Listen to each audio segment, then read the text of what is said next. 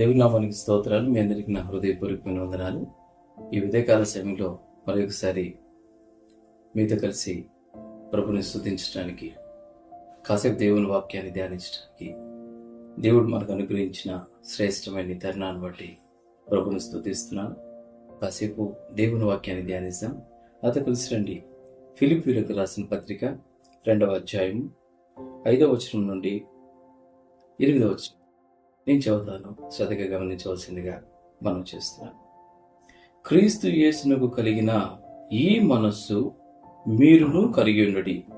ఆయన దేవుని స్వరూపమును కలిగిన వాడయుండి దేవునితో సమానముగా ఉండుట విడిచిపెట్టకూడని భాగ్యముని ఎంచుకోలేదు, కానీ మనుషుల పోలికగా పుట్టి దాసుని స్వరూపమును ధరించుకొని తన్ను తానే రిక్తునిగా చేసుకొనెను.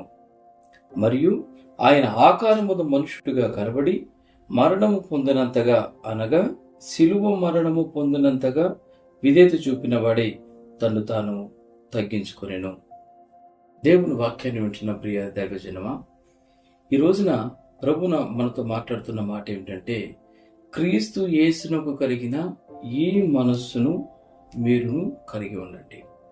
నిజమేనండి, మన యేసు ప్రభు వారు కలిగిన మనస్సును మనం కూడా కలిగి ఉండాలి అని వాక్యం చెబుతుంది. ఏంటి ఆయన మనస్సు అని అంటే, ఇక్కడ క్లియర్గా వాక్యం చెబుతుంది, ఆయన దేవుని స్వరూపమును కలిగిన వాడయుండి దేవునితో సమానముగా ఉండుట విడిచిపెట్టకూడని భాగ్యమని ఎంచుకోలేదు. మనుషుల పోలికగా పుట్టి దాసుని స్వరూపమును ధరించుకొని తను తాను రిక్తునిగా చేసుకొనెను. అలాగే వాక్యాన్ని మనం బాగా గమనించినట్లయితే ప్రభు యొక్క మనస్సు మనకు అర్థమవుతుంది. దేవునితో ఉండుట విడిచిపెట్టకూడని భాగ్యము, పరలోకపు స్వాస్థ్యాన్ని, పరలోకపు మహిమను విడిచిపెట్టుకొని యేసు ప్రభు వారు మనుష్యదారిగా ఈ లోకంలోకి వచ్చారు. అంతేనా? అక్కడి నుంచి దాసుడుగా తగ్గించుకున్నాడు. అంతటితో ఆగారా? అక్కడి నుంచి రిక్తుడుగా, ఏమీ లేనివాడుగా తగ్గించుకున్నాడు. ప్రియ దేవుని బిడ్డలారా, 8వ వచనంలో చివరి భాగాన్ని మనం గమనిస్తే, శిలువ మరణము పొందినంతగా ఆయన తగ్గించుకున్నాడట. ఇదేనండి తగ్గింపు స్వభావం. ఇదేనండి యేసు ప్రభు వారు కలిగినటువంటి మనస్సు. ఈరోజు నా దేవుని వాక్యాన్ని వింటున్న ప్రియ దేవుని బిడ్డలారా, యేసు ప్రభు వారి జీవితం ద్వారా మనకు తగ్గింపు స్వభావాన్ని నేర్పించాలని ప్రభు కోరుకుంటున్నారు. 3 సందర్భాలలో యేసు ప్రభు వారి జీవితం ద్వారా తగ్గింపును మనం నేర్చుకోవచ్చు. అదేంటంటే, యేసు ప్రభు వారు ఈ లోకానికి మనుష్యదారుడిగా వచ్చినప్పుడు మొదటి సందర్భం, యేసు ప్రభు వారు ఆ రోజుల్లో గొప్ప ధనవంతుల ఇంట్లోనూ రాజుల భవనంలోనూ తాను పుట్టలేదు, కానీ తాను పశువుల శాలలో పుట్టినట్టుగా దేవుని వాక్యం చెబుతుంది. తగ్గింపును సూచిస్తుంది. 2వ సందర్భం, యేసు ప్రభు వారు పరిచర్యకు వచ్చినప్పుడు ఎంతగా తగ్గించుకున్నా అంటే, దాసుడుగా, అధిపతిగా ఉండటానికి కాదు, దాసుడుగా ఉండటానికి వచ్చినట్టుగా తగ్గించుకోవడాన్ని మనం చూస్తున్నాం. 3వ సందర్భం, యేసు ప్రభు వారు మరణించినప్పుడు శిలువ మరణము పొందినంతగా. గమనించండి, యేసు ప్రభు వారు ఏ తప్పు చేయలేదు, ఆయన ఏ పాపం చేయలేదు. అయినప్పటికీ అక్కడ తనను కొరడాలతో కొడుతున్నప్పుడు, తనని శిక్ష వేస్తున్నప్పుడు, శిలువలో కాళ్ళకు చేతులకు మేకులు కొడుతున్నప్పుడు యేసు ప్రభు వారు తన రైట్స్ ని క్లెయిమ్ చేయలేదు. ఎందుకు నన్ను కొడుతున్నారని అడగలేదు. ఎందుకు నేనేం తప్పు చేశానని ఎదురు ప్రశ్నించలేదు. మౌనంగా తగ్గించుకున్నాడు. అందుకే వాక్యం చెబుతుంది ఇక్కడ, శిలువ మరణము పొందినంతగా తను తగ్గించుకున్నాడంట. దేవుని వాక్యాన్ని వింటున్న ప్రియ దైవజన్మ, అందుకే నేను ఇలాంటి మనస్సుని కలిగి ఉండాలని ప్రభు కోరుకుంటున్నాడు. యేసు ప్రభు వారిలో ఉన్నటువంటి ఈ సుగుణం మన జీవితంలో కూడా ఉంటే ఎంత బాగుంటుంది. తగ్గింపు స్వభావం అంటే అర్థం ఏంటి? హ్యూమిలిటీ అంటే అర్థం ఏమిటి? ఏమిటంటే, the better understanding of God. Who is God, who is I am అన్నది మనం అర్థం చేసుకోవాలి. ప్రియ దైవజన్మ, మనము దేవుడు ఎంత గొప్పవాడో మనకు అర్థమైనప్పుడు, దేవుడు ఎంత ఉన్నతుడో మనకు అర్థమైనప్పుడు, దేవుడు ఎంత ప్రేమ కలిగిన వాడో మనకు అర్థమైనప్పుడు, దేవుడు ఎంత పరిశుద్ధుడో మనకు అర్థమైనప్పుడు మన స్థితి ఏమిటో మనకు అర్థమవుతుంది. అలా అర్థం చేసుకోవడమే తగ్గించుకోవడం. దేవుని వాక్యాన్ని వింటున్న ప్రియ దైవజన్మ, అందుకే యేసు ప్రభువు ఈ లోకంలో పరిచర్య చేస్తున్నప్పుడు తన శిష్యులకు కూడా తగ్గించుకోవటం ఎలాగో తను నేర్పించాలనుకుంటున్నాడు. ఏంటి ఆ సందర్భం అంటే నాతో కలిసి రండి. యోహాను సువార్త 13వ అధ్యాయంలోకి వెళ్తే 4వ వచనం. భోజన పంక్తిలో నుండి లేచి తన పై వస్త్రమును అవతల పెట్టివేసి ఒక తువాలు తీసుకొని నడుమునకు కట్టుకొనెను.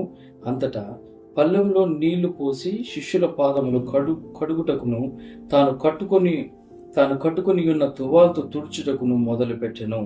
ఇట్లు చేయుచు ఆయన సీమోను పేతురు వద్దకు వచ్చినప్పుడు అతడు, ప్రభువా, నీవు నా పాదములు కడుగుదువా అని ఆయనతో అనెను. అందుకు యేసు, నేను చేయుచున్నది ఇప్పుడు నీకు తెలియదు గాని ఇక మీదట తెలుసుకొందు అని అతనితో చెప్పగా. ప్రియ దైవజనమా, దేవుడు తన శిష్యులకు కూడా తగ్గించుకోవటం ఎలాగో నేర్పించాలనుకున్నాడు. ఏం చేశారు? ఒక చోట ఒక రోజున వారు కలిసి భోజనం చేస్తున్నారు. అలాంటప్పుడు యేసుప్రభు వారు లేచి తన తువాలుని తీసి పక్కన పెట్టేసి యేసుప్రభు వారు ఒక పళ్ళెంలో నీళ్లు పోసి తన శిష్యుల పాదాలన్నీ కడగటం మొదలుపెట్టాడు. తన శిష్యులను, అయ్యా, నా పాదాల మీద ఎందుకు అయ్యా కడగటం? ఈ విషయాన్ని మీరు మరలా తెలుసుకుంటారు. యేసుప్రభు వారు ఈ విషయం చేయడానికి కలిగిన కారణం ఏమిటంటే తన శిష్యులకు తగ్గించుకోవటం ఎలాగో నేర్పిద్దామని. ఈ రోజున ప్రియ దైవజనమా, ఒకసారి ఆలోచన చేద్దాం. ఆత్మీయులుగా నీవు నేను ప్రభువు నమ్ముకున్న తర్వాత నేను ప్రభు యొక్క పోలికలోనికి రూపాంతరపరచబడాలి. ప్రభు యొక్క స్వభావాన్ని అందుపుచ్చుకోవాలి. ప్రభు యొక్క మనస్సును తెలుసుకోవాలి. ఏంటి ఆయన మనస్సు? ఆయన మనస్సు ఏమిటంటే క్రీస్తు యేసు కలిగి ఉన్న ఈ మనస్సు ఏమిటంటే తగ్గింపు. రోజున నీ మాటలు ఎలా ఉన్నాయి? నీ ఆలోచనలు ఎలా ఉన్నాయి? నీ ప్రవర్తన ఎలా ఉంది? ఒకసారి ఆలోచన చేద్దాం. మన గురించి ఇతరులు చూస్తున్నాం, లోకం మనల్ని గుర్తిస్తున్నాం. మన తగ్గింపును చూచి మీరు ప్రభు నమ్ముకున్న వారని గుర్తించగలగాలి. ఈ రోజున ఆ అనుభవాల్లో నేను లేకపోతే తప్పనిసరిగా ఈరోజు ఆగి పరిశీలించుకోవాలి. ప్రభు ఈరోజు మనతో మాట్లాడుతున్న మాటను ఒకసారి మనం పరిశీలించుకుంటే మన జీవితం నూతనపరచబడుతుంది. తగ్గింపులోకి వస్తాం. మన దైనందిన జీవితంలో, మన కుటుంబంలో మన ప్రవర్తన తగ్గింపు కలిగి ఉండాలి. మనం పనిచేస్తున్న చోట మన ప్రవర్తన తగ్గింపును సూచించాలి. మన చుట్టుపక్కల ఇరుగు పొరుగు వారితో మన తగ్గింపును కలిగి ఉండడం మనం అలవాటు చేసుకోవాలి. మన ఈ యోగ్యమైన ప్రవర్తనను బట్టి అనేకులు ప్రభు దగ్గరికి రావడం ఇష్టపడతారు. తద్వారా దేవుడు గొప్ప కృపను చూపిస్తాడు. ఉన్నతమైన హెచ్చింపును మనకు అనుగ్రహిస్తాడు. ఎందుకంటే దేవుడు దీనులకు కృపనిచ్చే దేవుడు కనుక. వింటున్న ప్రియ దేవుని పట్ల ఈ రోజు నుంచైనా ప్రతిదినం సరిచేయబడతాం. ప్రతిదినం తగ్గింపులోనికి వెళ్తాం. ప్రతిదినం దేవునికి ప్రార్థన చేస్తాం. స్తోత్రం స్తోత్రం స్తోత్రం. దయగలిగిన తండ్రి, ప్రేమ కలిగిన నా యేసయ్య, మీకు వందనాలు, స్తోత్రాలు చెల్లిస్తాను. ఈ ఉదయకాల సమయంలో సూటిగా తేటగా మీరు నాతోనూ అందరితోనూ మీరు మాట్లాడారు. క్రీస్తు యేసునకు కలిగిన ఈ మనస్సును మీరును కలిగి ఉండండి అన్న మాట ద్వారా మీరు మమ్మల్ని దర్శించారు. నిజమే ప్రభువా, మీరు కలిగి ఉన్న మనసు తగ్గింపు సంభవం. ఆయన ఈ లోకంలోకి వచ్చినప్పుడు మీరు రాజుల గృహాన్ని ఎంచుకోలేదు, అయ్యా పశువుల శాలను ఎంచుకున్నారు. ఈ లోకంలో మీరు పరిచయం చేస్తున్నప్పుడు దాసుడుగా తగ్గించుకున్నారు. అలాగే శిలువ మరణం పొందేటప్పుడు, అయ్యా మరణించేటప్పుడు శిలువ మరణం పొందినంతగా మీ రైట్స్ క్లెయిమ్ చేయకుండా మౌనంగా విధేయత చూపించారు, తగ్గించుకున్నారు. అలాగే ప్రభా, మీ శిష్యులకు కూడా ప్రభా తగ్గింపుని నేర్పించడం కోసం వాళ్ళు పాదాలు కడిగారు. ఇవన్నీ చూస్తున్న మేము, గ్రహిస్తున్న మేము మా జీవితాన్ని సరి చేసుకోవడానికి మీరు ఇచ్చిన శ్రేష్టమైన అవకాశంగా మేము భావిస్తున్నాం. ఇంతకాలం తెలుసు తెలియకు గర్వపడ్డాం, గర్వంగా మాట్లాడాం, గర్వంగా ప్రవర్తించాం. అయితే ఈ ఉదయకాల సమయంలో మీ మాటల ద్వారా మేము దర్శించబడ్డాం. మా జీవితాలు సరిచేయండి. ఇక మీదట మా జీవితంలో తగ్గింపు స్వభావం కలిగి జీవించడానికి సహాయం చేయండి.